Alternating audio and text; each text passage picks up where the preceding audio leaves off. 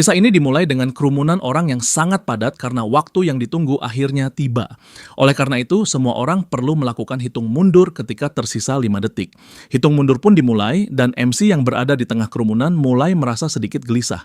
Saat melihat kedua tangannya yang gemetar, ia menyadari bahwa dirinya kembali terseret ke dalam game sialan ini.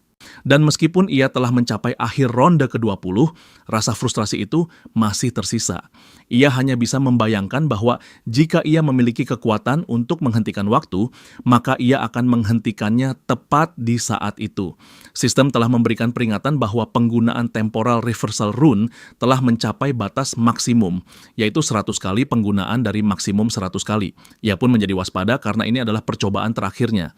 Dan kali ini, ia memastikan bahwa dirinya akan melihat akhir dari game tersebut.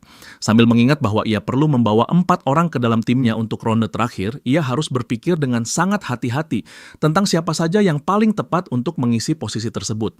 Beberapa menit yang lalu, sekelompok orang sedang merayakan kenyataan bahwa mereka akhirnya akan menjadi orang dewasa. Salah satu dari mereka merasa lega karena tidak perlu lagi memalsukan kartu identitas.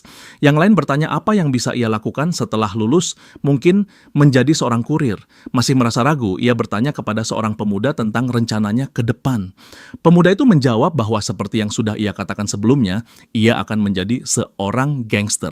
Semua temannya mengatakan bahwa itu gila karena dengan pekerjaan seperti itu, ia bisa mati kapan saja dan mereka yakin itu hanya candaan. Namun ia tidak peduli karena hidup hanya sekali dan itulah alasan ia akan hidup dengan cara yang ia inginkan. Semua orang tertawa kecil dengan nada pura-pura, tetapi di dalam hati mereka tidak sabar untuk memutuskan hubungan dengan orang gila yang ingin masuk ke geng kriminal. Peter memanfaatkan kesempatan itu untuk bertanya apa yang akan terjadi pada bocah suruhan setelah ia lulus, sambil merujuk pada MC. Pemuda itu menjawab bahwa ia tidak bisa begitu saja membiarkannya bebas hanya karena ia lulus. Semua orang mulai mengejeknya karena mereka sudah tahu bahwa inilah hasil akhirnya. Ia tetap menegaskan bahwa dialah yang menentukan kapan ia ingin berhenti bermain dengan Ryu. Pada saat itu, salah satu temannya melirik ke samping dan bertanya apakah orang yang tepat berada di depan mereka itu bukan bocah suruhan. Yongmin menjawab iya, tetapi saat ia melihat MC, ia merasakan aura yang aneh dan menjadi bingung apakah yang ia lihat itu nyata. Pada saat itu, MC melepas kupluknya dan mulai menatap balik, membuat sang gangster kebingungan karena merasakan sesuatu yang tidak biasa. Karena tatapan itu, ia bertanya apakah Ryu sudah kehilangan akal. Semua temannya mengejeknya dan menyuruhnya untuk santai saja karena ini malam tahun baru dan akan ada banyak kesempatan lain untuk mengganggunya. Ia menarik napas dalam-dalam dan setuju, mengatakan bahwa ia akan membiarkannya kali ini. Pada saat itu juga, tahun baru tiba dan semua orang merayakannya karena mereka kini telah menjadi orang dewasa. Sebuah suara terdengar oleh semua orang, mengatakan bahwa manusia benar-benar lucu karena mereka merayakan tahun baru tanpa mengetahui situasi sulit yang sedang mereka hadapi. Yongmin tidak menyadari dari mana suara itu berasal dan bertanya apa yang baru saja dikatakan. Teman-temannya mengatakan bahwa itu bukan mereka yang berbicara. Sekali lagi, suara itu muncul menikmati pemandangan semua orang yang terkejut hingga sebuah makhluk raksasa berbentuk malaikat muncul dan mengatakan bahwa ini seperti menonton monyet di dalam kandang. Orang-orang tidak bisa mempercayai apa yang mereka lihat karena makhluk itu benar-benar tampak seperti malaikat, bahkan terlihat sangat indah. Ryu yang menatap ke atas berpikir bahwa makhluk itu akhirnya muncul dan meskipun ini sudah terjadi sebanyak 99 kali, pertemuan ini tetap terasa tidak menyenangkan baginya. Malaikat itu tersenyum dan menyebut semua manusia sebagai sampah karena mereka terpesona oleh kecantikannya, tetapi ia memperingatkan agar mereka tidak salah paham karena ia tidak berniat terlibat dengan cacing. Dan setelah menyadari bahwa semua orang bereaksi terhadap ucapannya, ia menyimpulkan bahwa mereka dapat mendengar suaranya. Pada saat itu, seorang pria berteriak menanyakan kostum macam apa itu. Ia juga ingin tahu bagaimana malaikat itu berani menyebut mereka sebagai cacing. MC hanya diam mendengarkan karena ia tahu hasil apa yang akan terjadi. Malaikat yang sebelumnya tersenyum kini menunjukkan ekspresi mengerikan karena merasa terganggu dan seketika kepala pria itu meledak memercikan darah ke segala arah. Bahkan darah itu mengenai orang lain yang mulai gemetar dan berteriak dengan putus asa. Para pemuda tidak bisa mempercayai apa yang baru saja mereka saksikan dan bertanya apa sebenarnya yang baru saja terjadi. Keadaan menjadi semakin buruk ketika malaikat itu murka dan bertanya, Bagaimana mungkin manusia rendahan berani berbicara kepada makhluk yang lebih tinggi dengan cara seperti itu? Ia menegaskan kepada semua orang bahwa mereka tidak memiliki hak untuk mempertanyakannya dan tidak boleh bertindak seolah-olah berada di tingkat yang sama dengannya, kecuali jika mereka ingin mati dengan kepala meledak.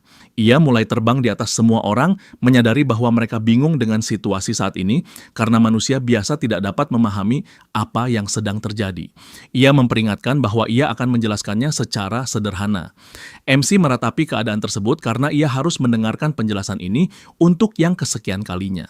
Ia memperingatkan bahwa sebuah game baru akan dimulai pada hari pertama setiap bulan dan berlangsung selama 20 ronde. Semua manusia akan dipindahkan secara spiritual ke dimensi baru untuk memainkan game ini. Ia juga memperingatkan bahwa akan ada berbagai hal yang harus dilakukan di sana. Semua orang tidak percaya saat malaikat itu mengatakan bahwa mereka harus menyelesaikan misi-misi yang akan muncul. Jika mereka berhasil melakukannya, mereka dapat kembali ke dunia nyata sebagai hadiah. Seorang pria berbisik bahwa ia tidak mengerti apa sebenarnya yang sedang terjadi. Yang lain menjelaskan bahwa dari yang ia pahami, malaikat itu akan membiarkan mereka hidup jika mereka menyelesaikan beberapa misi. Malaikat itu melanjutkan dengan mengatakan bahwa semua orang yang hadir pasti berpikir mereka akan hidup hanya dengan menyelesaikan misi tersebut.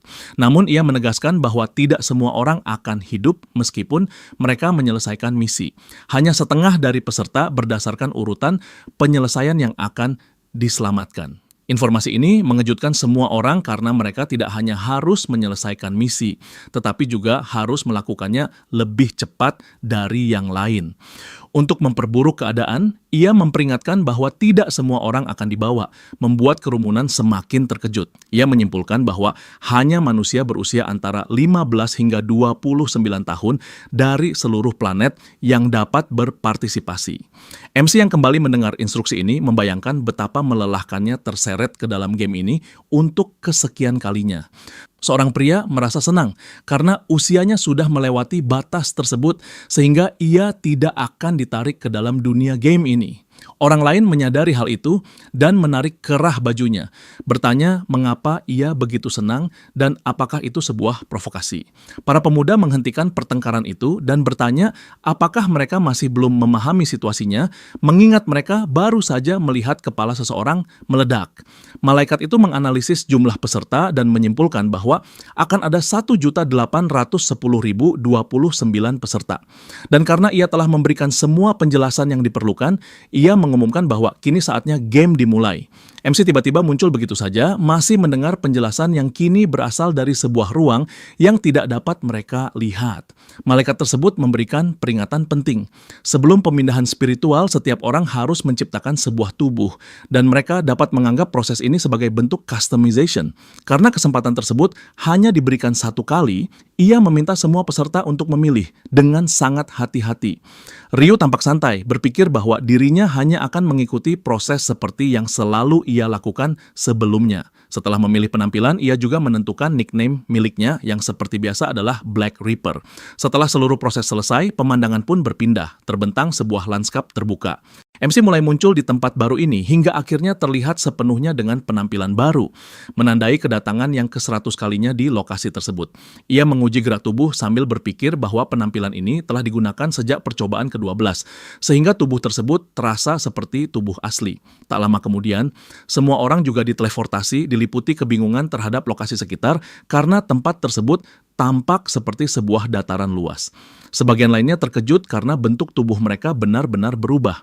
Ryu mengamati bahwa kebanyakan orang hanya fokus pada penampilan masing-masing dan berpikir bahwa jika mereka memiliki sedikit saja IQ, tindakan seperti ini tidak akan dilakukan. Mereka telah diteleportasi ke dunia survival dan penampilan yang terlalu mencolok justru meningkatkan kemungkinan menjadi target. Selain itu, jika mereka mati di sana, maka kematian tersebut juga berlaku di dunia nyata. Ia menoleh ke samping dan melihat Tongmin berada di area yang sama, lalu berpikir bahwa pemandangan tersebut terasa menyedihkan karena pria tersebut kembali memilih tubuh berotot. Tiba-tiba Burial muncul dan bertanya, apakah semua peserta puas dengan penampilan baru masing-masing? Ia juga menyadari bahwa seluruh 1,8 juta peserta telah hadir dan kemungkinan semuanya berasal dari Seoul. Seorang pria yang menatap ke arahnya bertanya, apakah benar terdapat 1,8 juta orang karena jumlah tersebut tidak terlihat secara kasat mata? Burial mengeluh karena manusia terlalu bodoh dan menjelaskan bahwa tentu saja ruang ini bukan satu-satunya tempat yang tersedia. Inilah alasan mengapa manusia tersebar di berbagai planet dengan malaikat lain yang sepenuhnya berfokus pada misi masing-masing. Ia kemudian memberitahu bahwa penjelasan singkat mengenai atribut window akan segera dimulai. MC yang sudah memahami cara kerja sistem tersebut langsung memanggil sistem miliknya. Sistem menampilkan berbagai informasi seperti name, nickname, rank, attributes, dan data lainnya. Burial mengamati bahwa semua peserta telah melihat atribut window milik masing-masing. Bersamaan dengan kesadaran tersebut, mereka mulai memahami betapa lemahnya kondisi awal yang dimiliki. Ia meminta mereka untuk menjadi lebih kuat agar mampu bertahan hidup dan menyelesaikan ronde 20. Selain itu, setiap orang juga akan mendapatkan satu wish yang akan ia kabulkan. Orang mulai bergosip mengenai wish tersebut karena terdengar seperti permintaan tanpa batas. Kemudian, Burial meminta semua peserta untuk membuka opsi inventory karena sebuah hadiah telah disiapkan untuk masing-masing orang. Seorang pemuda memikirkan tentang inventory dan menyadari bahwa di dalamnya terdapat random rune fragment. Burial menjelaskan bahwa fragmen tersebut merupakan item sekali pakai. Item tersebut hanya dapat digunakan saat berada di level 1 dan menjadi satu-satunya item yang diberikan pada tahap awal. Sang gangster memberi perintah untuk menggunakannya dan fragmen tersebut menghilang ke dalam telapak tangannya. Ia terkejut dengan hasil yang diperoleh. Burial merasa tertarik melihat perbedaan keberuntungan setiap peserta yang tampak jelas dari ekspresi wajah mereka. Ia memperingatkan bahwa apapun hasil yang didapat, semua peserta harus menerimanya dengan lapang dada. Ia menyatakan bahwa kini saatnya pertunjukan benar-benar dimulai. Ia menjentikan jari, menyebabkan sebuah layar sistem muncul di hadapan semua peserta. Ronde pertama pun dimulai. Misi yang diberikan adalah mengalahkan 100 goblin untuk setiap orang. Jumlah total peserta adalah 1,8 juta orang dan belum satu pun berhasil menyelesaikan misi tersebut. Tiba-tiba seekor goblin muncul. Semua orang terkejut dan mulai bertanya-tanya apakah makhluk tersebut benar-benar goblin? Sensasi yang dirasakan menyerupai berada di dalam game, seperti yang sebelumnya disampaikan oleh malaikat. Sebagian orang berspekulasi bahwa mereka diculik untuk dijadikan subjek uji coba virtual reality game. Pada saat tersebut, Burial meminta mereka untuk tidak terlalu cepat merasa bersemangat karena belum semua goblin dipanggil. Begitu pernyataan tersebut selesai diucapkan, sejumlah besar goblin mulai bermunculan. Semua orang diliputi ketakutan karena jumlah musuh terasa terlalu banyak. Burial memperingatkan bahwa ini adalah 10.000 manusia melawan 50.000 goblin dalam pertarungan sampai mati. Para monster meraung dan langsung menyerbu manusia. Orang-orang menjadi panik karena semua peristiwa berlangsung begitu mendadak. Pada saat itu, seseorang mulai melangkah maju. Orang tersebut adalah Ryu yang berjalan menuju pasukan goblin. Orang-orang mulai bertanya-tanya mengenai tindakan pria yang bergerak ke arah monster tersebut. Pada momen yang sama, MC mengalihkan pandangan lalu memulai pertempuran dengan melayangkan tendangan keras ke salah satu goblin. Semua orang terkejut melihat pemandangan tersebut. Inilah tujuan sebenarnya Ryu, karena ia tahu kesan pertama sangatlah penting. Ia perlu menanamkan pemikiran ini ke dalam benak semua orang. Tendangan tersebut mengenai sasaran dengan tepat, membuat goblin terlempar dan menjatuhkan pisaunya. Ryu mengambil dagger dari tanah. Ia perlu menunjukkan kekuatan agar gangguan dari pihak menyebalkan tidak terus berdatangan. Setelah menatap ke atas, ia melihat Burial karena salah satu targetnya adalah membuat malaikat tersebut terkesan. Pada saat bersamaan, dua goblin menyerang secara bersamaan. Namun, keduanya dihabisi dengan satu serangan untuk masing-masing lawan. Sekali lagi, semua orang terkejut. Mereka tidak tahu siapa pemuda tersebut, tetapi sudah menganggap sosok ini luar biasa. Nama Black Reaper juga terdengar keren bagi mereka. Para goblin semakin mendekati kerumunan. Sebagian orang mulai berpikir bahwa goblin seharusnya merupakan monster terlemah di semua game. Namun tepat setelah pemikiran tersebut muncul, seekor monster melompat ke arah salah satu manusia. Makhluk tersebut menusukkan dagger ke dada korban hingga tubuhnya terjatuh ke tanah. Pemandangan ini membuat orang-orang di sekitarnya ketakutan. Mereka mulai berlari dan berteriak panik. Ryu menoleh ke belakang dan melihat pembantaian total antara goblin dan manusia. Ia tahu bahwa dalam situasi seperti ini, orang akan salah memahami game tersebut. Hanya ada satu hal yang akan mereka pikirkan, yaitu bertahan hidup. Seperti wanita yang ketakutan saat melihat seseorang ditusuk, naluri bertahan hidup selalu berbicara lebih keras. Pada akhirnya, semua orang mulai berlari. Ryu memahami kondisi ini dengan sangat baik. Pada percobaan pertamanya, ia juga memilih untuk melarikan diri. Sambil melihat wanita tersebut berlari, ia berkomentar bahwa baru setelah percobaan kedua, ia menyadari berlari di dataran terbuka tidak ada gunanya. Terdapat sebuah barrier yang sempat ditabrak oleh wanita tersebut, membuatnya kebingungan mengenai apa sebenarnya benda tersebut. Selain itu, terdapat masalah lain. Bagi orang biasa yang bahkan belum pernah membunuh hewan kecil sebelumnya, menghabisi makhluk hidup akan terasa sangat sulit. Bahkan jika targetnya hanya goblin. Seorang pria sempat ragu ketika monster di hadapannya tampak gemetar ketakutan. Namun, ekspresi makhluk tersebut tiba-tiba berubah. Makhluk itu mengeluarkan dagger lain dan langsung menyerang pria tersebut karena kelengahan sesaat. Pada titik ini, beberapa orang telah dibantai dan Burial tiba-tiba tertawa terbahak-bahak, merasa pertarungan antara manusia dan goblin sangat menghibur. Ia merasa lucu melihat semua manusia kebingungan, bahkan saat memegang dagger, mereka masih ragu untuk membunuh para monster. Namun, ia melirik ke samping dan berkomentar bahwa Ryu berbeda, lalu bertanya siapa sebenarnya manusia yang satu ini. Ia memeriksa sistem dan melihat bahwa Black Reaper telah menghabisi 70 goblin yang membuatnya marah. Entah mengapa, sistem menyembunyikan semua informasi player kecuali progres misi miliknya. Meski demikian, pikirannya kembali pada hal yang lebih penting, mengatakan bahwa membimbing begitu banyak cacing rendahan melukai harga dirinya. Namun, karena terdapat beberapa manusia spesial, tontonan ini masih layak untuk disaksikan. Ryu terus mengalahkan goblin, memperoleh XP dan gold dari setiap kill. Ia juga terus level up. Saat ini, ia telah membunuh 75 goblin, menyisakan 25 lagi untuk menyelesaikan misi.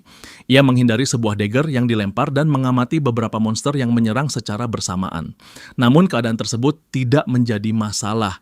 Dengan kecepatan ekstrim, ia mulai menebas para goblin satu persatu, lalu memutar dagger miliknya. Kini hanya tersisa satu goblin yang kemudian dihabisi secara brutal dengan serangan tepat ke kepala. Dengan tatapan mengerikan, ia bertanya apakah masih ada monster yang berani menghadapinya. Para goblin gemetar ketakutan setelah menyaksikan pemusnahan spesies mereka. Ryu menyadari ketakutan tersebut, dan karena alasan itu, ia memanggil Attribute Window untuk memeriksa kondisi dirinya. Ia menyadari bahwa dirinya telah mencapai level 4 dengan sangat cepat. Karena ia tahu bahwa setiap level memberikan 2 attribute point, ia memutuskan untuk mengalokasikan seluruh poin yang diperoleh ke Dexterity. Ia memahami bahwa Dexterity meningkatkan peluang evasion, agility, movement speed, dan attack speed yang merupakan atribut utama pada fase awal. Ryu membayangkan bahwa dengan progres seperti ini, dirinya mungkin telah menarik perhatian malaikat tersebut. Berdasarkan pemikiran tersebut, ia memutuskan untuk menyelesaikan semuanya dengan cepat. Ia melempar dagger ke kepala salah satu goblin dan memprovokasi monster lainnya agar menyerang. Para goblin membeku karena ketakutan. Melihat kondisi tersebut, ia menarik napas dalam-dalam lalu berlari dengan kecepatan tinggi. Seketika ia muncul di depan goblin tempat dagger tertancap. Para monster tidak mampu memproses kecepatan tersebut. Saat mereka menoleh kembali, semuanya sudah terlambat. Seluruh tubuh goblin terbelah dua oleh satu tebasan berputar. Dengan hasil tersebut, ia mendapatkan lebih banyak XP, lebih banyak gold, dan kembali level up. Ia pun menyelesaikan misi mengalahkan 100 goblin. Ryu menjadi player pertama di dunia tersebut yang berhasil menyelesaikan misi ronde pertama. Cahaya menyelimuti tubuhnya, dan ia berpikir bahwa penampilan yang ditunjukkan pada ronde pertama terlihat sangat baik. Namun terdapat alasan kuat mengapa ia membantai para monster seperti orang gila. Dan hal tersebut bukan hanya untuk menarik perhatian malaikat. Sebuah notifikasi muncul mengucapkan selamat karena ia menyelesaikan misi di peringkat pertama pada region saat ini. Ia juga memperoleh peringkat pertama di seluruh region. Sebuah panel muncul menampilkan nama Reaper di posisi pertama pada seluruh region untuk ronde pertama. Ryu merasa senang melihat tampilan tersebut karena reward untuk 3 peringkat teratas tergolong sangat bagus. Sebagai reward peringkat pertama pada region saat ini, ia memperoleh rare weapon ticket dengan rank rendah. Kemudian sebagai reward peringkat pertama di seluruh region, ia mendapatkan special reward selection chest. Ryu memutuskan untuk menggunakan weapon ticket terlebih dahulu. 3 pilihan muncul. Pilihan yang tersedia adalah threatening longsword, stiletto, dan dart. Ia menyadari bahwa opsi yang muncul tidak terlalu luar biasa, tetapi untuk tahap awal sudah cukup baik. Ia memilih salah satu opsi dan memperoleh stiletto. Rare weapon tersebut meningkatkan attack sebesar 15 dan dexterity sebesar 1. Senjata tersebut juga merupakan pilihan terbaik di antara dagger yang dapat digunakan oleh pemula. Berdasarkan pertimbangan tersebut, ia membuang dagger improvisasi milik Goblin lalu menutup sistem. Ia memutuskan untuk menunggu sebelum menggunakan reward chest yang diperoleh dari Region.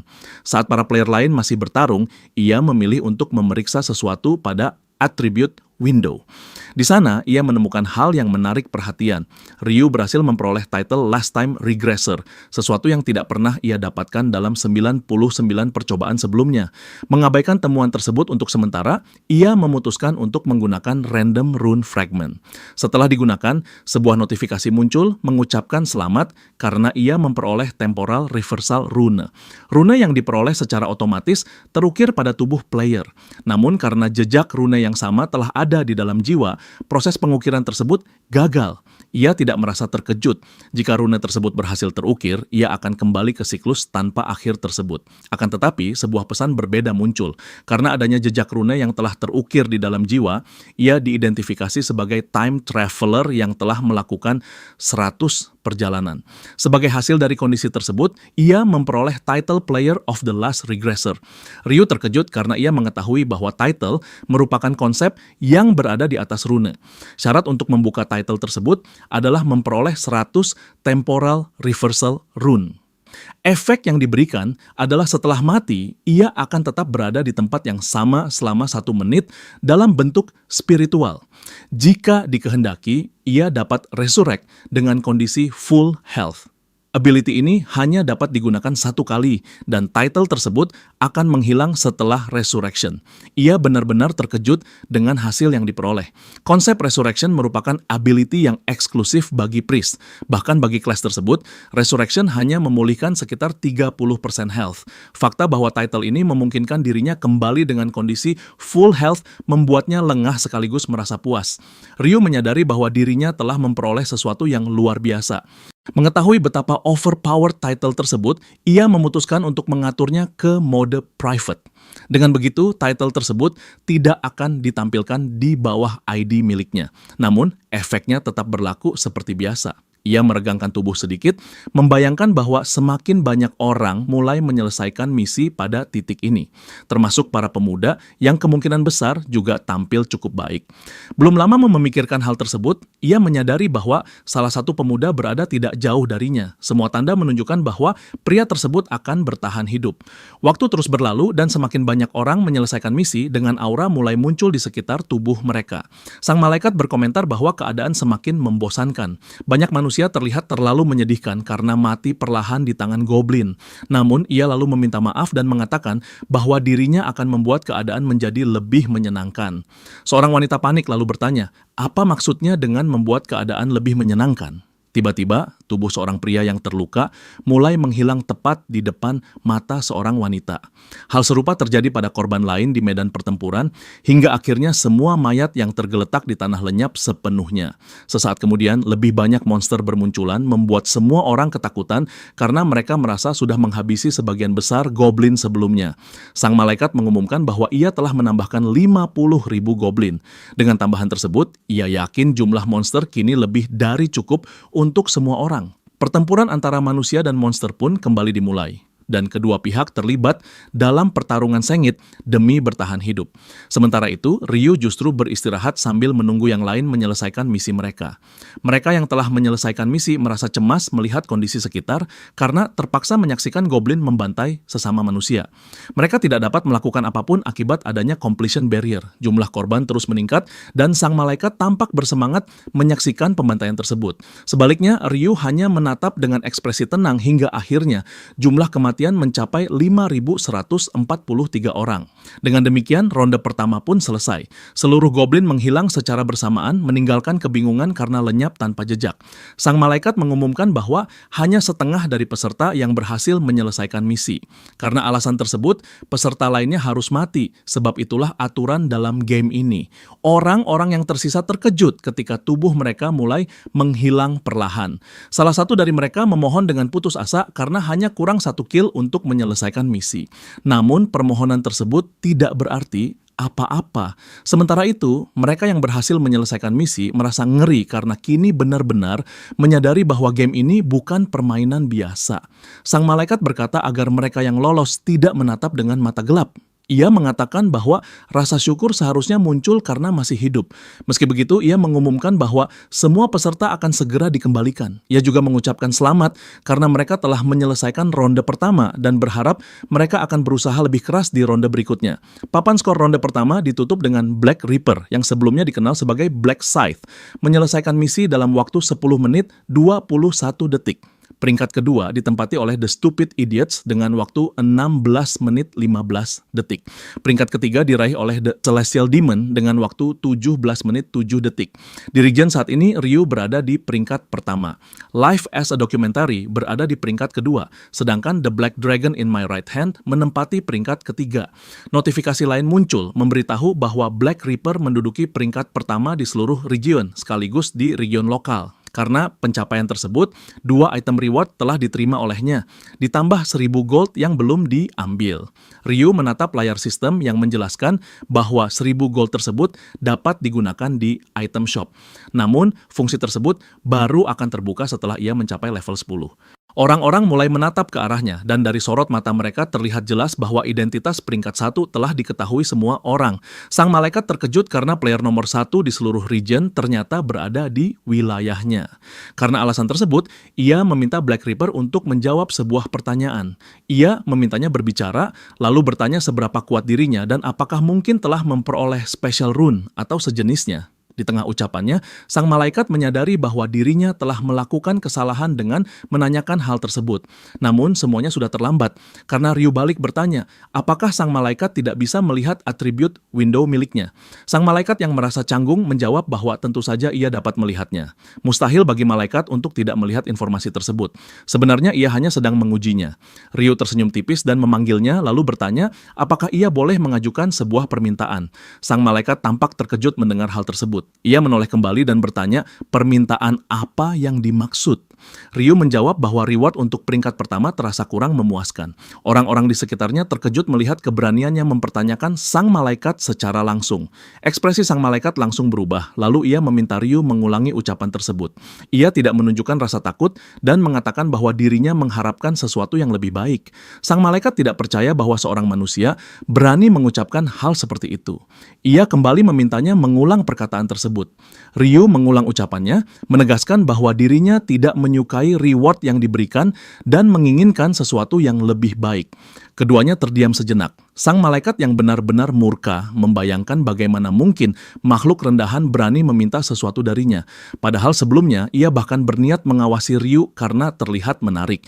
Namun kini manusia tersebut memperlakukannya seperti tidak ada artinya hanya karena membunuh beberapa goblin. Karena amarahnya, ia mengangkat tangan sambil berpikir bahwa makhluk sekonyol ini pantas kehilangan kepala. Namun, ia ragu karena telah menggunakan unique ability sebelumnya untuk membunuh seseorang. Ia harus menunggu kesempatan lain untuk melakukannya lagi. Setelah berpikir sejenak, sebuah ide muncul di benaknya. Ia tahu persis apa yang bisa diberikan kepada Ryu. Sang malaikat mendekat dan mengatakan bahwa biasanya permintaan seperti ini akan diabaikan. Namun kali ini ia bersedia mempertimbangkannya dengan syarat pembicaraan dilakukan secara pribadi. Ia meminta semua orang lain untuk menunggu sebentar. Ryu melangkah keluar dari barriernya, masih tidak percaya bahwa dirinya mungkin benar-benar mendapatkan reward tambahan. Saat melewati kerumunan, ia melirik ke arah para pemuda. Salah satu dari mereka terlihat kebingungan karena tiba-tiba ditatap tanpa alasan. Ia hanya tersenyum tipis dan terus berjalan menuju hutan bersama sang malaikat. Sang malaikat bertanya mengapa Ryu berjalan terlalu jauh di depannya. Ia mengatakan bahwa dirinya tidak ingin terus menoleh ke belakang setiap kali berbicara. Ucapannya terdengar kesal, karena manusia seolah hanya mau mendengar saat suaranya ditinggikan. Ia juga menambahkan bahwa ras yang bahkan tidak tahu cara mendengarkan cenderung terlalu serakah. Selain itu, ia mempertanyakan bagaimana mungkin dirinya mengubah sesuatu yang telah ditentukan oleh sistem. Ia tidak akan pernah melakukan hal seperti itu demi seorang manusia. Kemudian ekspresinya berubah. Ia berniat menunjukkan apa yang akan terjadi pada serangga serakah. Ia berkata bahwa begitu mereka melewati batu di depan, kematian akan datang seketika. Mereka terus berjalan. Sementara sang malaikat memikirkan kemungkinan terburuk. Membunuh seorang player demi kepentingan pribadi tanpa unique ability merupakan masalah besar. Dan jika para player memberontak atas nama keadilan, kendalinya atas game ini bisa runtuh sepenuhnya. Karena alasan tersebut, ia membutuhkan situasi tanpa saksi. Memikirkan hal tersebut, senyum kejam perlahan muncul di wajahnya. Ini adalah saat yang tepat untuk mengakhiri semuanya. Ia berbalik dan bertanya, apakah Ryu benar-benar menginginkan wish tambahan? Namun pada saat yang sama, ia tidak menyadari ada sebuah pukulan melayang ke arahnya. Pukulan tersebut menghantam wajahnya dengan tepat dan melemparkannya ke arah batu. Sang malaikat terdiam dalam kebingungan, tidak memahami apa yang baru saja terjadi. Ia terjatuh ke tanah setelah menerima pukulan tersebut. Ia tidak bisa percaya bahwa seorang manusia berani memukulnya. Ia segera bangkit dan memaki Ryu. Namun, sosok di hadapannya tidak terlihat. Muncul pertanyaan dalam benaknya apakah Ryu menghilang begitu saja. Tiba-tiba Ryu muncul di belakangnya dan mencengkeram sayapnya. Sang malaikat ketakutan hingga berteriak, menanyakan apa sebenarnya yang ingin ia lakukan. Dengan ekspresi serius, Ryu menarik sayap malaikat tersebut dengan keras. Sang malaikat menjerit kesakitan. Sementara itu, Ryu sama sekali tidak menunjukkan reaksi. Ia hanya memanggilnya seorang crybaby. Ia terus menarik sayap yang lain, membuat teriakan sang malaikat semakin keras setiap tarikan. Keadaan tersebut membuat Ryu semakin percaya diri karena kini ia tahu lawannya tidak bisa lari. Lalu ia bertanya, apakah hal tersebut terasa sakit? Ia menjawab bahwa sudah jelas rasa sakit itu ada. Tetapi Ryu tidak peduli. Sejak 5 menit sebelumnya, dialah pihak yang biasanya mengajukan pertanyaan jelas, lalu diikuti tawa menyebalkan. Ia bertanya, apakah Ryu gila karena sama sekali tidak memahami apa yang sedang dibicarakan. Namun, Ryu memperlihatkan belati yang disembunyikan di sayapnya sejak percobaan pembunuhan sebelumnya. Sang malaikat berpura-pura tidak mengerti dan mengatakan bahwa dirinya tidak pernah merencanakan hal semacam itu. Namun, Ryu sudah mengetahui semuanya karena tanda-tanda tersebut terlihat jelas dari ekspresinya. Ia bahkan memanggilnya dengan nama aslinya, Biriel. Makhluk tersebut sama sekali tidak bisa mempercayainya. Ia bertanya bagaimana mungkin seorang manusia biasa mengetahui namanya. Ryu menarik pedangnya dari inventory, membuat sang malaikat semakin ketakutan. Makhluk tersebut bertanya apa yang akan dilakukan Ryu dengan belati itu sambil menunjuk dengan jarinya, mengancam akan meledakkan kepala Ryu hanya dengan satu jentikan jari. Ryu hanya tersenyum dan berkata bahwa kemampuan semacam itu tidak ia miliki. Sang malaikat mulai khawatir karena posisinya semakin terpojok. Ia bertanya, apakah Ryu benar-benar percaya bisa lolos begitu saja karena para malaikat lain tidak akan tinggal diam jika sesuatu terjadi padanya. Ryu mengejeknya dengan mengatakan bahwa para malaikat bersifat egois dan tidak peduli pada masalah pihak lain. Karena alasan tersebut, hidup atau matinya sang malaikat tidak membawa perbedaan apapun bagi mereka. Ia mencoba satu cara terakhir dengan mengatakan bahwa Ryu akan menyesal jika membunuhnya karena tidak ada keuntungan dari tindakan tersebut. Ryu menyuruhnya diam karena ia tahu makhluk itu akan pergi bagaimanapun juga saat sistem mengembalikannya secara otomatis ketika populasi selesai. Sekali lagi, sang malaikat tidak bisa mempercayainya dan bertanya bagaimana Ryu mengetahui semua ini. Ia lalu memohon agar diberi satu kesempatan lagi karena ia bisa memberikan informasi apapun. Namun Ryu mengatakan bahwa dirinya tidak membutuhkan hal tersebut. Sambil menatap wajah penuh ketakutan di depannya, Ryu berkata bahwa jika informasi memang diperlukan, penyiksaan sudah dilakukan sejak awal. Ia menjelaskan bahwa sang malaikat hanyalah pion dalam game ini, sekadar pemandu dan tidak lebih dari itu. Setelah mengatakan hal tersebut, Ryu menerjang dan menusukkan belatinya ke dada sang malaikat. Darah menyembur ke segala segala arah dan tubuh tersebut jatuh ke tanah tanpa nyawa. Sistem mengumumkan bahwa seorang Angel telah dikalahkan dan mengonfirmasi bahwa Ryu adalah player pertama yang mengalahkan seorang Angel. Sebagai hasilnya, title The First Angel Slayer diberikan kepadanya. Karena pencapaian tersebut, ia memperoleh Four Angel Blood sebagai hadiah karena telah membunuh Angel pertama.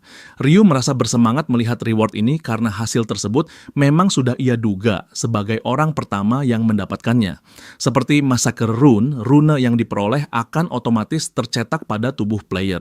Sekarang mengenai title The First Angel Slayer, syarat dasarnya adalah menjadi player pertama yang membunuh seorang Angel. Efek dari title tersebut adalah ketika menghadapi Sacred Beings, seluruh atribut menjadi 2 kali lipat. Adapun efek dari Massacre Rune adalah setiap kali musuh terbunuh, semua atribut meningkat sebesar 1% hingga maksimum 100% dan dipertahankan sampai ronde saat ini berakhir. Ryu merasa puas karena reward yang diperoleh benar-benar luar biasa. Jika para angel lain mengetahui bahwa dirinya sudah memiliki rune ini, keterkejutan pasti akan terjadi. Kemudian ia menyadari alasan sebenarnya mengapa ia membunuh seorang angel. Alasan tersebut adalah Angel Blood. Item ini bertipe consumable dan memiliki rarity unik. Item tersebut memungkinkan seseorang mengubah kelas menjadi Reaper dan hanya dapat digunakan mulai dari level 10. Hanya player pertama yang membunuh seorang angel yang memiliki hak untuk memindahkan kelas ke musuh alaminya, yaitu Reaper. Semua player dapat memperoleh kelas mulai dari level 10 dan tersedia total 30 kelas yang berbeda. Selain itu, pergantian kelas merupakan proses yang cukup sederhana. Yang diperlukan hanyalah mendapatkan item perubahan kelas yang biasanya diperoleh melalui berburu atau dengan memenuhi kondisi tertentu.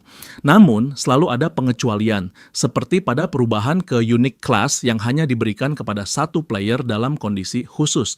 Seperti yang diduga, unique class berada pada tingkat yang benar-benar berbeda dibandingkan kelas lain karena bonus atribut, progress rune, komposisi skill, dan berbagai faktor lain yang terasa tidak masuk akal. Ryu menyadari bahwa dirinya sudah kembali bahkan tanpa menyelesaikan ronde pertama. Karena hal tersebut, ia memutuskan untuk menggunakan reward sebagai player pertama di semua region. Sistem memintanya memilih satu dari special reward yang tersedia. Pilihan pertama adalah bonus 3 kali experience yang diperoleh selama ronde kedua. Pilihan kedua adalah 2.000 gold. Pilihan ketiga adalah informasi eksklusif mengenai jalannya ronde kedua.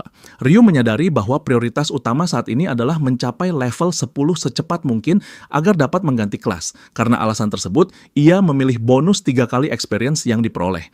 Buff tersebut langsung diterapkan dan akan otomatis berlaku pada ronde kedua. Ia melihat tubuh angel tersebut menghilang dan membayangkan bahwa ini merupakan upaya terakhir makhluk itu. Tidak ada tempat lain untuk pergi setelah ini, sehingga kekuatan harus terus ditingkatkan apapun biayanya. Jika menggabungkan semua region, total terdapat 900.000 survivor dan pada server saat ini, rata-ratanya adalah 5.000.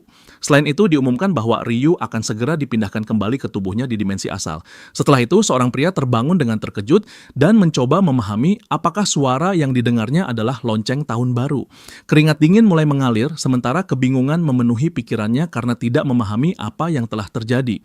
Semua orang di sekitarnya tampak tergeletak di tanah seolah-olah jatuh bersamaan.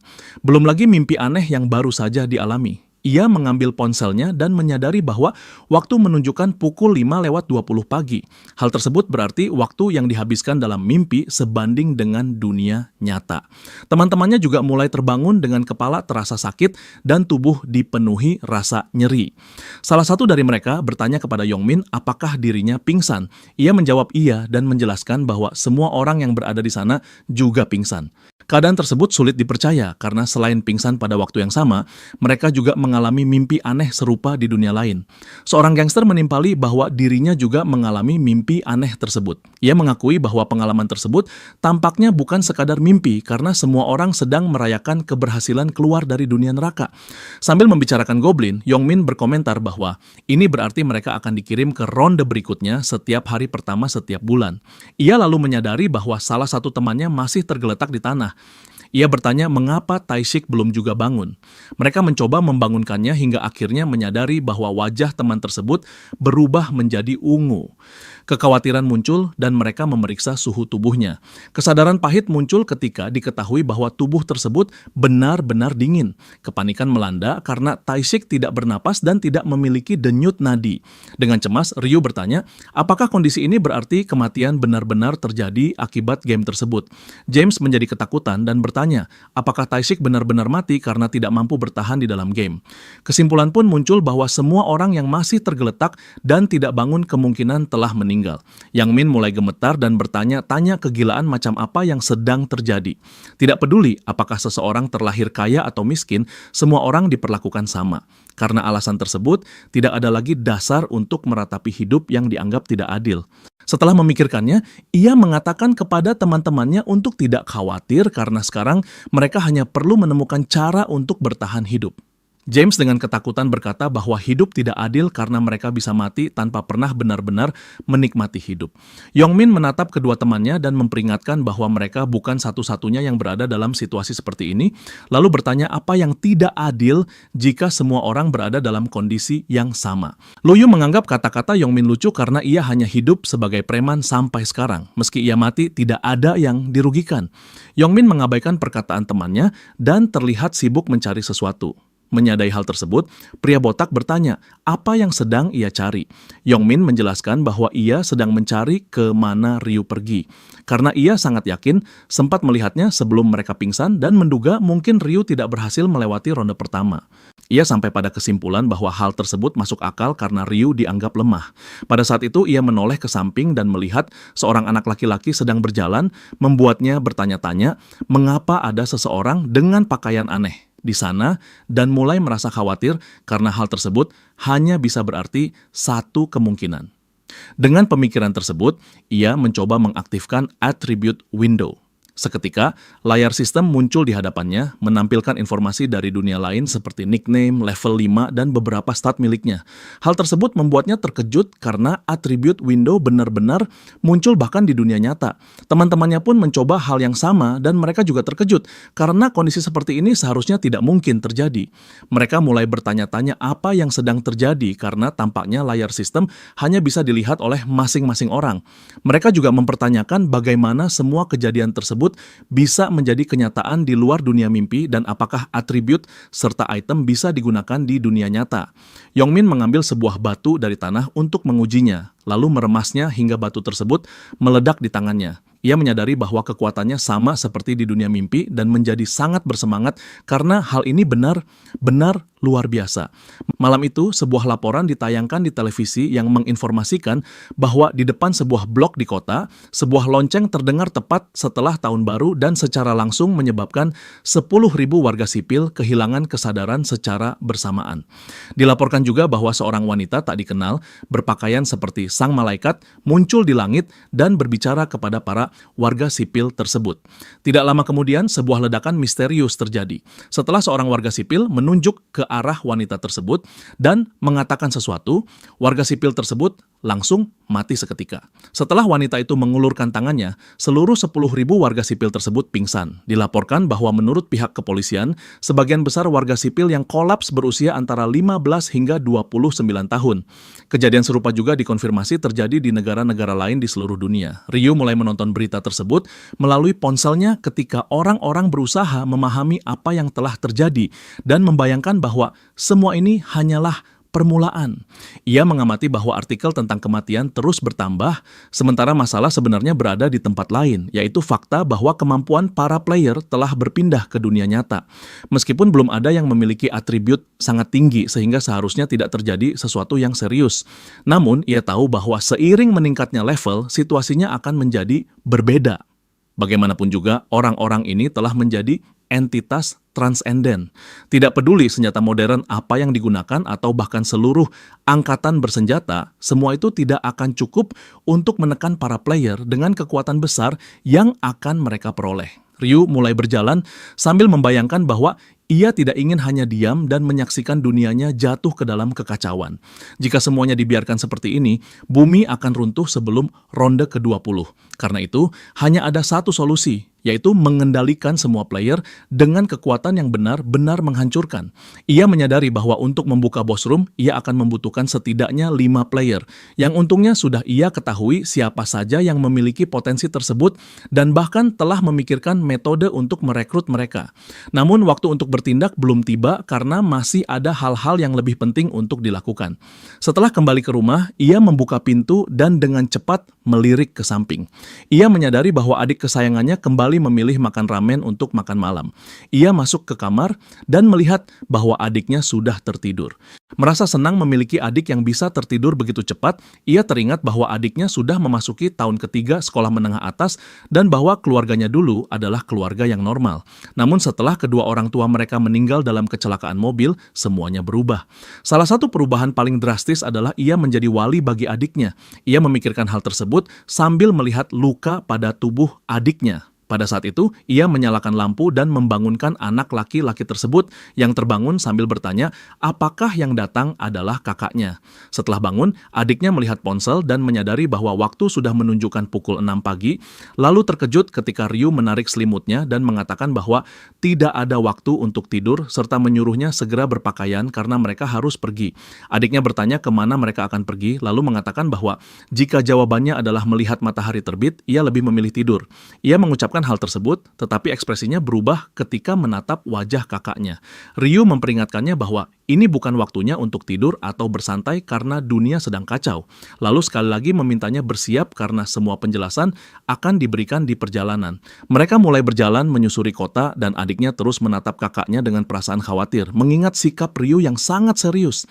Ia memastikan apakah adiknya benar-benar tidak tahu apa yang sedang terjadi di dunia. Anak laki-laki tersebut bertanya apa yang sebenarnya sedang dibicarakan karena Ryu membuatnya takut dan mulai berpikir apakah sesuatu terjadi saat ia tidur. Ryu meminta untuk melihat topik terkini di ponselnya. Adiknya langsung mengambil ponsel tersebut dan bertanya apa arti semua kejadian ini karena berita membicarakan tentang munculnya sang malaikat dan penculikan warga sipil ke dunia lain. Ryu menjelaskan bahwa sebenarnya hanya jiwa mereka yang diambil. Anak itu terkejut mendengar penjelasan tersebut karena jelas kakaknya adalah salah satu dari mereka, lalu langsung bertanya apakah kakaknya terluka atau mengalami sesuatu. Ia memintanya untuk tidak khawatir, namun adiknya menjawab bahwa situasi ini tidak sesederhana itu karena keluarganya telah tiada dan sekarang ia hanya memiliki kakaknya. Ia teringat bahwa satu-satunya hal yang bisa ia lakukan hanyalah menangis, karena satu-satunya hal yang dimilikinya sekarang hanyalah kenyataan untuk mengisi kekosongan akibat kematian orang tuanya. Ia juga terkejut melihat kakaknya sebagai sosok dengan mental terkuat yang pernah ia kenal, meskipun memiliki pikiran cemerlang dan membunuh monster adalah dua hal yang benar-benar berbeda. Ryu tersenyum dan mengatakan bahwa ia bisa menebak apa yang sedang dipikirkan adiknya. Ia menjelaskan bahwa di dalam dunia tersebut ada sebuah sistem bernama attributes seperti yang ada di game, sehingga kemampuan fisik bukanlah hal yang paling penting. Selain itu, ia akan menunjukkan beberapa hal nanti agar adiknya tidak perlu khawatir. Jika ingin tahu lebih banyak, adiknya hanya perlu mengikutinya. Namun anak laki-laki tersebut berhenti di tengah jalan dan mengatakan bahwa ia tidak mau menunggu. Jika Ryu ingin ia mengikutinya, maka semua penjelasan harus diberikan di tempat tersebut juga. Jika tidak, ia tidak akan melangkah lagi dan kembali memintanya untuk menjelaskan. Saat itu Ryu menyadari luka di tangan adiknya dan kemarahannya semakin memuncak. Pada saat itulah ia menyebut nama Taegyu. Ia mengatakan bahwa mereka akan pergi ke markas Taegyu, pemimpin para berandalan di kelas adiknya. Ia mengucapkan hal tersebut karena ia tahu bahwa orang inilah yang selama ini membuli adiknya. Adiknya terkejut dan bertanya, bagaimana Ryu bisa mengetahui semua hal tersebut? Karena seharusnya ia tidak tahu. Ia menjadi khawatir karena tidak ingin kakaknya semakin terbebani di saat kondisi sulit seperti ini. Ryu dalam hati meminta maaf kepada adiknya karena sejujurnya dirinya memang tidak mengetahui kebenaran pada saat kejadian. Ia baru mengetahuinya beberapa jam setelah kembali dari ronde pertama. Pada hari itu, adiknya sempat mengatakan bahwa ia akan keluar sebentar. Tidak lama kemudian, ponsel Ryu berdering. Saat panggilan tersebut diangkat, seseorang bertanya apakah ia adalah wali dari adiknya dan memintanya untuk segera datang ke rumah sakit. Kabar tersebut membuat Ryu sangat ketakutan hingga ia asal mengenakan pakaian lalu berlari menuju rumah sakit. Adiknya kembali dalam keadaan buta setelah dipukuli oleh Taegyu.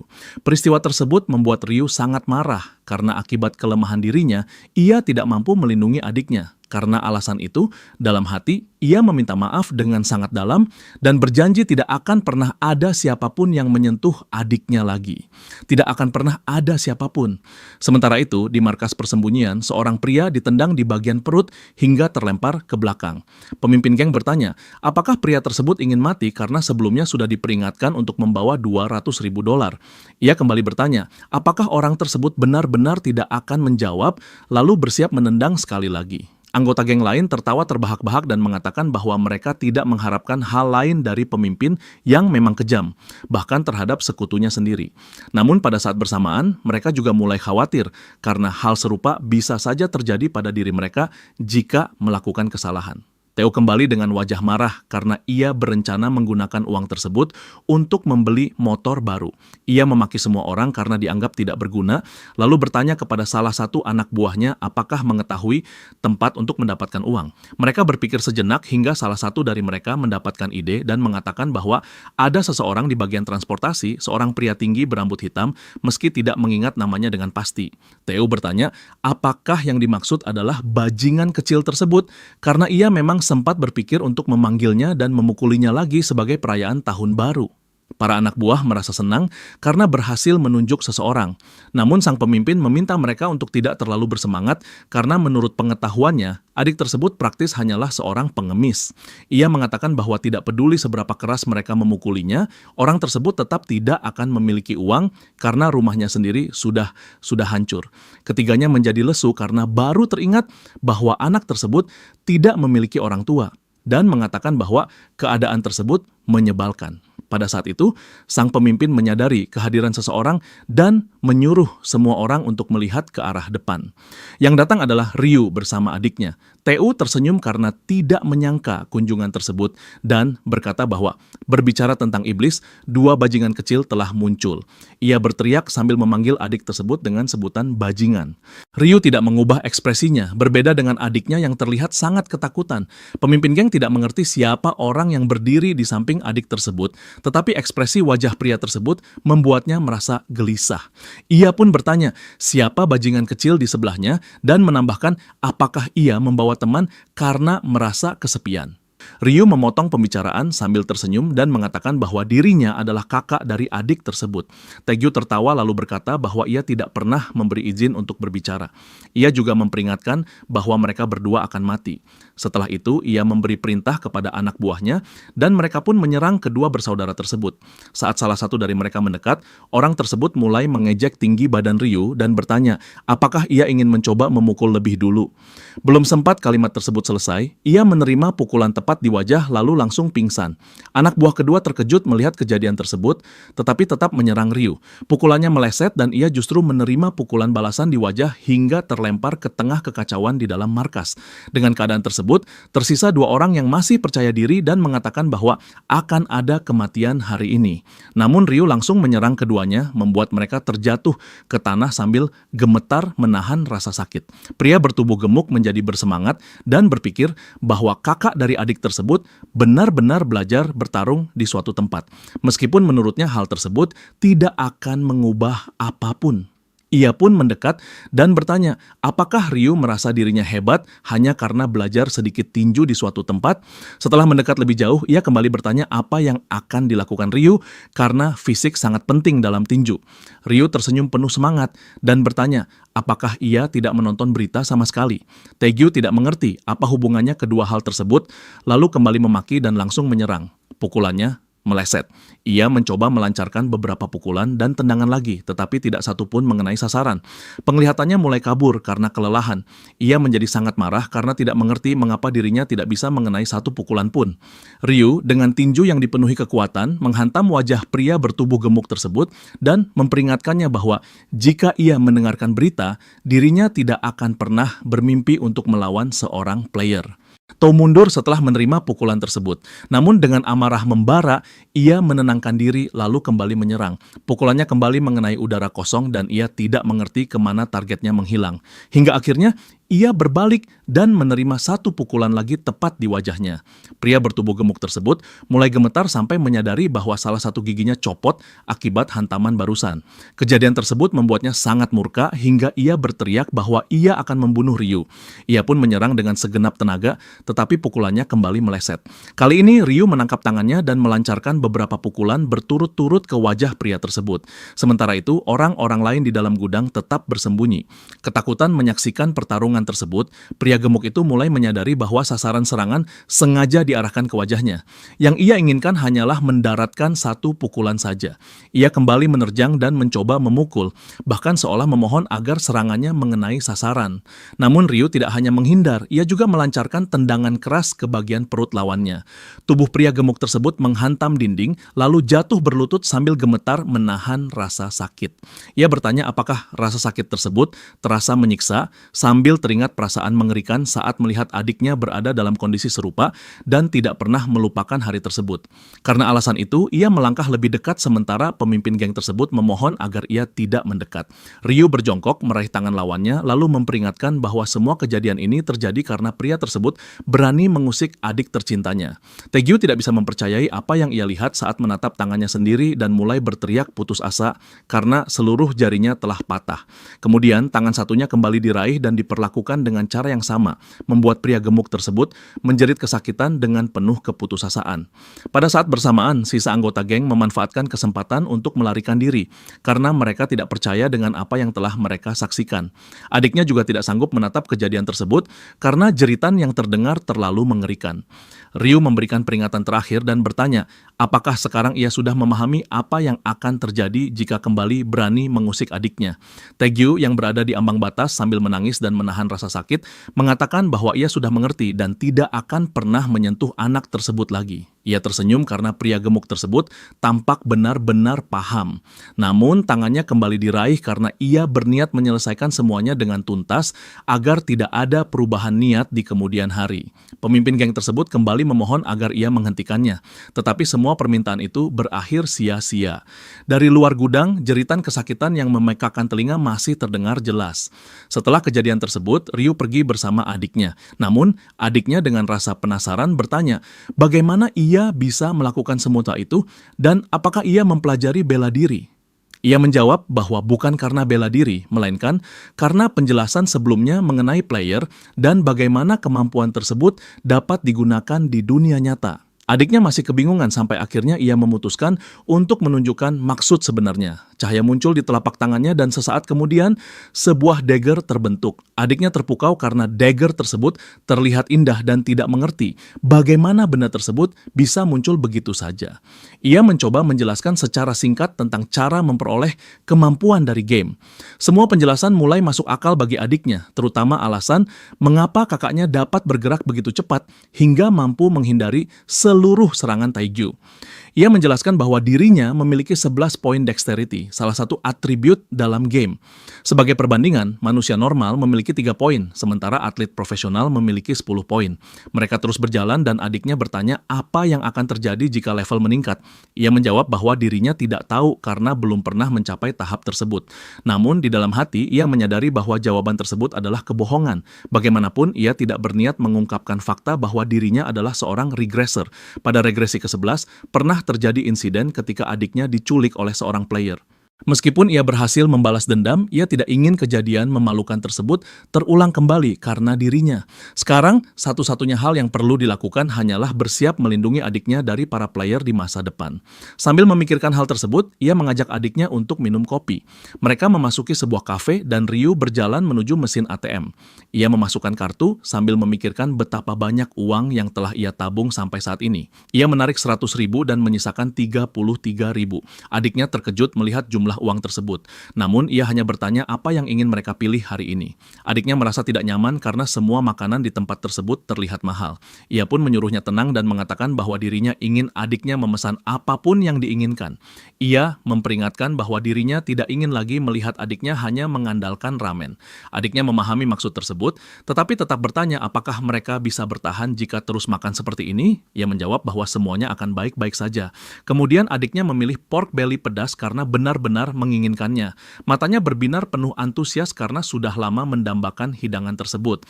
Ia bercanda bahwa suatu hari nanti mereka akan memesan steak Korea di restoran mewah. Namun adiknya bertanya apa yang sedang ia bicarakan karena makanan yang dipegang saat ini sudah terasa lebih dari cukup. Ia merasa bahagia melihat adiknya menikmati momen tersebut. Di dalam pikirannya, ia membayangkan bahwa dalam beberapa hari ke depan, ia akan memberikan begitu banyak daging sampai adiknya merasa bosan. Mereka menyiapkan makanan dan adiknya mencicipinya sambil mengatakan bahwa rasanya sangat enak. Tiba-tiba, ia berdiri dan meminta adiknya menunggu sebentar. Ia berjalan ke tempat lain lalu kembali sambil mengetuk meja menggunakan sebuah pena. Di tangannya juga terdapat beberapa tiket lotre. Adiknya terkejut dan bertanya mengapa ia membeli 20 tiket lotre, karena jumlah tersebut berarti 100.000. Menurutnya tidak mungkin mengetahui apakah mereka akan menang. Yang lebih mengejutkan lagi, ia melihat Ryu mengisi seluruh tiket tersebut. Rasa kagetnya semakin bertambah ketika mengetahui bahwa semua tiket diisi dengan angka yang sama. Ia pun bertanya, mengapa angka yang dipilih selalu sama di setiap tiket? Ia menjawab dengan tenang bahwa alasannya sederhana karena angka tersebut adalah angka pemenang. Mereka duduk di meja sementara undian lotre ditayangkan di ponsel adiknya. Diumumkan bahwa undian tersebut adalah undian ke-1049 dan angka akan segera ditarik. Adiknya menjadi gelisah karena merasa mereka baru saja membuang 100.000 untuk taruhan dengan peluang kurang dari 1%. Ia merasa sedih karena dengan uang sebanyak itu mereka sebenarnya bisa membeli banyak makanan. Angka pertama yang keluar adalah 3, angka kedua adalah 18, angka ketiga adalah 9, angka keempat adalah 38. Seiring angka-angka dipanggil, adiknya tidak bisa mempercayai apa yang ia lihat. Pada akhirnya diumumkan bahwa angka pemenang adalah 3, 18, 9, 38, 21, dan 1. Angka bonusnya adalah 5. Semua angka tersebut persis sama dengan yang dipilih Ryu di seluruh tiket. Adiknya benar-benar tidak bisa mempercayai kejadian tersebut karena menebak semua angka dengan tepat terasa mustahil. Ia mulai menangis dan bertanya, apakah boleh mencubit dirinya sendiri untuk memastikan bahwa semua ini bukan mimpi. Ryu tersenyum dan bertanya, apakah ia lebih memilih jika semua kejadian tersebut hanyalah mimpi? Adiknya menjawab bahwa ia tidak menginginkan semua ini menjadi mimpi, tetapi tetap tidak mengerti bagaimana hal tersebut bisa terjadi. Kemudian ia bersorak karena mereka berhasil meraih peringkat pertama. Ryu segera memintanya untuk tidak berteriak karena para tetangga bisa mendengar. Ia lalu bertanya apakah adiknya benar-benar menyukai hasil tersebut. Adiknya menjawab bahwa dirinya sangat bahagia dan bertanya apakah Ryu tidak merasakan hal yang sama. Ryu menjawab bahwa ia membayangkan dirinya juga merasakan hal serupa pada pertama kalinya. Ia teringat bahwa pada saat tersebut, dirinya sendiri juga berteriak dengan sangat heboh. Kenangan tersebut mengingatkannya pada salah satu regresi ketika hasil undian keluar dan ia menjadi kaya. Namun setelah beberapa kali regresi, kejadian semacam itu berubah menjadi peristiwa tahunan yang terasa biasa baginya karena ia selalu membutuhkan uang dalam jumlah maksimal setiap kali. Ia juga teringat bahwa akan ada ratusan juta kematian dan perekonomian akan jatuh ke dalam kekacauan. Selain itu, masalah perdagangan item antar player nantinya akan menjadi jauh lebih aktif karena dilakukan menggunakan uang. Adiknya yang masih tidak percaya mengakui bahwa dirinya tidak bisa mencerna kenyataan bahwa 100 tiket tersebut semuanya menang. Karena hal tersebut, ia bertanya kapan semua hasil ini akan berubah menjadi uang. Ryu menjawab bahwa ia tidak tahu pasti, tetapi menyadari jumlahnya akan sangat besar, cukup untuk mengguncang dunia. Keesokan harinya, Ryu pergi ke Bank Nanup. Saat berjalan di antara orang-orang, ia berpikir bahwa dirinya sudah mengklaim hadiah semacam ini berkali-kali sampai tidak lagi merasa gugup. Setelah masuk, ia langsung menemui petugas dan mengatakan bahwa dirinya datang untuk mencairkan hadiah lotre peringkat pertama. Pegawai tersebut mengucapkan selamat atas kemenangan tersebut dan merasa heran karena pemenang peringkat pertama terlihat seperti siswa biasa. Kemudian pegawai tersebut bertanya di mana Ryu membeli tiket lotre tersebut. Ryu menjawab bahwa ia membelinya di QS 24 cabang Yonhui. Mendengar jawaban tersebut, petugas itu terkejut karena teringat percakapan tentang 115 tiket pemenang yang semuanya berasal dari cabang Yonhui. Pria tersebut juga menyebutkan bahwa kejutan terbesar adalah 100 tiket, diantaranya dibeli oleh satu orang yang sama. Ia menekankan bahwa jika pemilik 100 tiket tersebut datang untuk mencairkan hadiah, mereka harus segera memanggil presiden bank karena orang tersebut merupakan tamu VIP. Setelah menyadari keadaan tersebut, ia meminta maaf karena sempat melamun dan meminta waktu sebentar. Beberapa saat kemudian, Presiden bank muncul dan menyapa Ryu. Ia memperkenalkan dirinya sebagai Junho. Ia lalu bertanya, apakah Ryu adalah orang yang memenangkan peringkat pertama lotre tersebut? Junho mengucapkan selamat dengan tulus atas pencapaian tersebut dan mengundangnya ke tempat yang lebih pribadi karena mereka sedang membicarakan jumlah uang yang sangat besar. Setelah sampai di tempat tersebut, mereka memasuki sebuah ruangan. Seorang pegawai segera menyapa dan bertanya apakah orang yang bersama presiden tersebut adalah putranya atau semacamnya. Junho kemudian menjelaskan bahwa pemuda tersebut adalah klien VIP yang datang untuk mencairkan hadiah. Karena alasan tersebut, ia meminta agar Ryu dibuat senyaman mungkin. Barulah saat itu pegawai tersebut menyadari bahwa kemungkinan besar anak muda di depannya adalah pemenang dengan 100 tiket. Masih merasa gugup, ia berusaha tetap tenang karena klien tersebut sangat berharga. Ia mempersilakan Ryu duduk dan bertanya, apakah ia ingin minum kopi, jus, atau teh? Ryu menjawab bahwa ia tidak apa-apa dan mengatakan bahwa hal terpenting saat ini adalah menerima hadiahnya. Pegawai tersebut menjawab bahwa tidak ada masalah dan hanya perlu memverifikasi tiket terlebih dahulu. Ryu menyerahkan tiket-tiket tersebut. Wanita itu hampir tidak bisa mempercayai bahwa seorang pelajar membeli begitu banyak tiket dengan angka yang sama.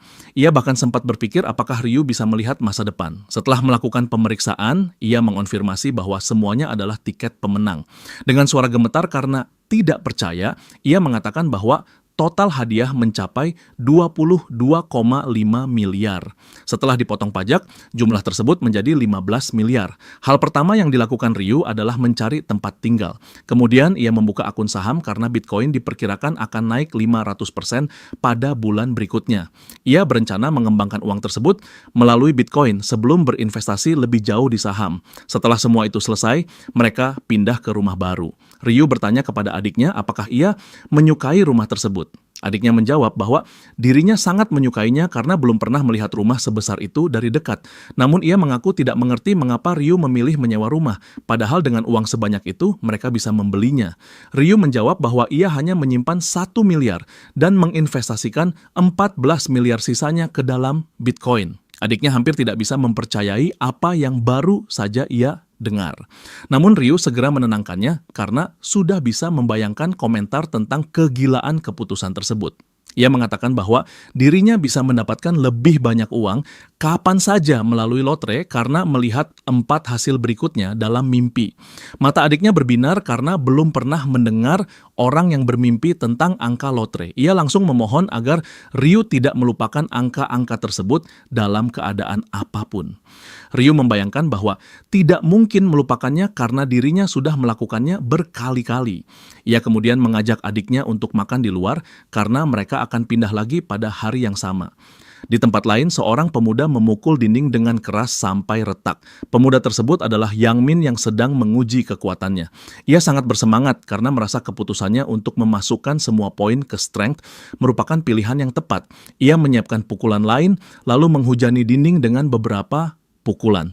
Semangatnya semakin meningkat karena ia juga mendapatkan strength rune yang menggandakan kekuatan player.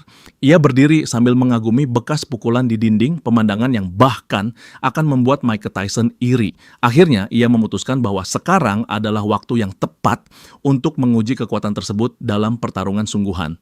Dengan pikiran tersebut, dia langsung menuju rumah Ryu dan mulai mengetuk pintu sambil memanggil nama Ryu. Dia merasa aneh karena tidak ada jawaban. Namun, dia tidak membayangkan bahwa bocah tersebut mungkin sudah mati meskipun panggilan juga tidak dijawab.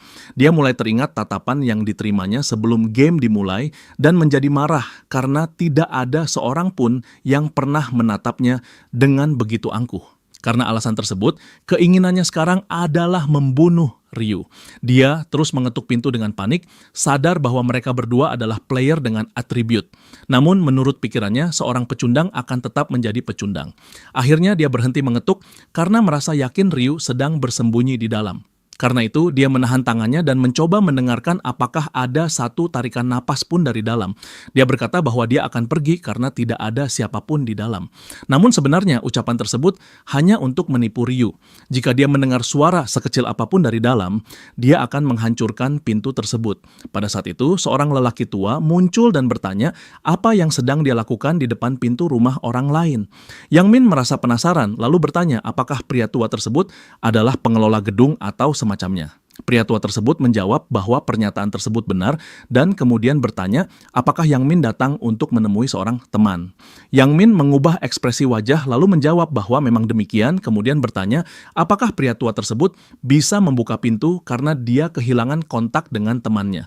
Namun, pria tua tersebut menyela dan berkata bahwa kondisi tersebut sungguh disayangkan karena tampaknya mahasiswa yang tinggal di sana sudah pindah. Ucapan tersebut membuat sang gangster kebingungan. Pria tua tersebut mengatakan bahwa kamar tersebut sekarang kosong karena mahasiswa yang sebelumnya tinggal di sana telah pindah ke tempat lain. Sayangnya dia tidak mengetahui kemana mahasiswa tersebut pindah.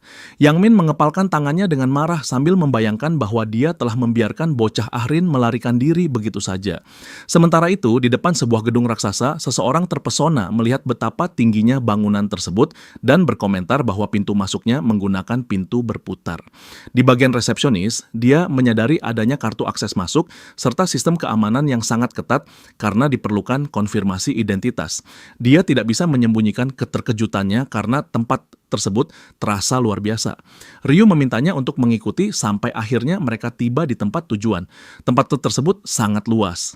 Setelah tiba, Ryu menjelaskan bahwa luas tempat tersebut sekitar 330 meter persegi. Penjelasan tersebut membuatnya terkejut karena ukurannya terlalu besar untuk sebuah apartemen. Dia bertanya apakah tempat sebesar itu tidak terlalu luas untuk ditinggali hanya oleh mereka berdua. Dia juga bertanya berapa biaya kontraknya. Ryu menjawab bahwa ukuran tersebut memang harus setidaknya sebesar itu karena dia memiliki cukup uang. Dia juga menjelaskan bahwa kontraknya adalah 550 juta sebagai deposit dan kemudian 22 juta per bulan. Saudaranya sangat terkejut dan tidak bisa percaya bahwa hanya untuk sewa bulanan saja sudah mencapai 22 juta. Tidak lama sebelumnya, dia bahkan harus berpikir dua kali untuk mengeluarkan 5.000 hanya untuk membeli